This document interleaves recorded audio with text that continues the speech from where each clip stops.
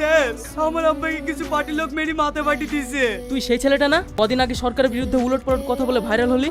হ্যাঁ স্যার। একটু পড়াশোনা শিখে নিজেকে খুব দাদা ভাবিস নাকি? স্যার আপনি আমাকে যা খুশি বলেন, যা খুশি করে, কিন্তু প্লিজ আমার এই ফাইটটা নেন, না হলে ডাক্তার বাবু আমার আব্বাকে দেখছে না। তো আমি কি করব? তুই জানিস তুই আমার কত বড় ক্ষতি করেছিস? তোর জন্য আমার প্রমোশনটা আটকে গেছে।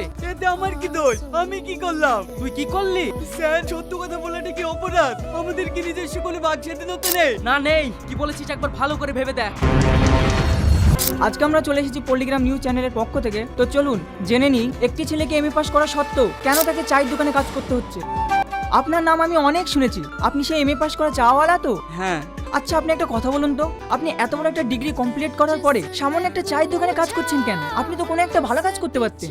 আর ভালো কাজ? আচ্ছা একটা কথা বলুন তো, আমাদের মতো শিক্ষিত ছেলেমেয়েদের জন্য সরকার কোন কাজটা করেছে? আজ হাজার হাজার শিক্ষিত ছেলেমেয়েরা রাস্তাঘাটে বেকার ঘুরে বেড়াচ্ছে, তাদের কাছে কোনো কাজ নেই, আর তাদের কষ্টটা বোঝার মতো ক্ষমতা কারণ নেই। কিন্তু দেখুন যারা জনগণের ভোট নিয়ে সিংহাসনে বসে আছে, তাদের আমাদের কথা ভাবার মতো একটুও সময় নেই, কারণ তারা তো ভালো আছে।